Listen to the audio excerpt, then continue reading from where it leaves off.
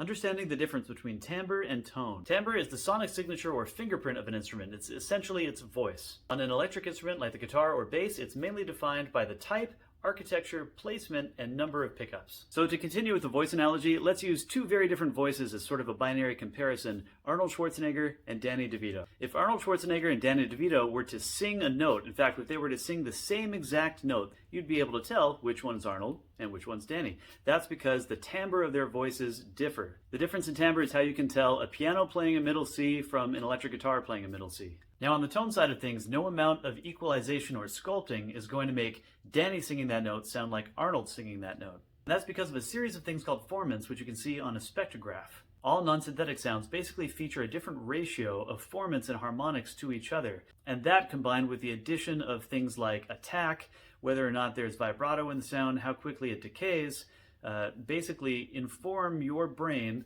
of the source of the sound you're hearing. With EQ, you can make Arnold Schwarzenegger's voice sound brighter, sound more trebly. You can reduce bass, but much like hearing him on a telephone, he'll still have that deep baritone Schwarzenegger growl. Likewise, you can pump up the bass on DeVito's track, but he's never going to have that different quality that you associate with somebody with a deeper voice. You can still tell it's them. Of course, players have their own unique methods of articulation, their own styles on the instrument, the way that they make contact with the instrument, the way that they play, and that is a unique fingerprint as well. And it will define the overall tone, but it won't change one type of timbre of instrument into another one.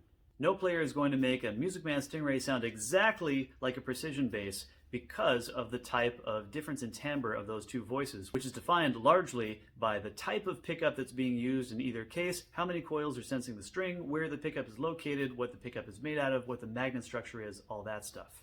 Now the tone of that timbre is influenced by the construction, the player's method of articulation, the strings, and things like equalization. So construction, what type of woods are used, how the construction works, whether it's a set neck or a through neck and all the different variables there, how a player touches the strings, where they touch the strings, do they touch the strings at all, do they use a pick, do they beat on it with a shoe, where the equalization is set or the tone control is set.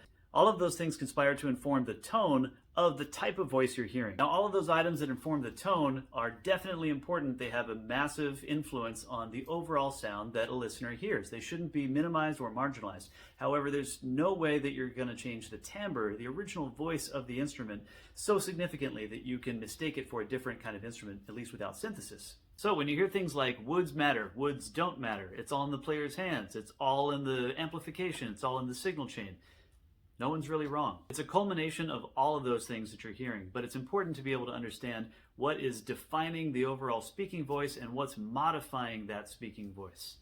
Thank you for coming to my TED Talk.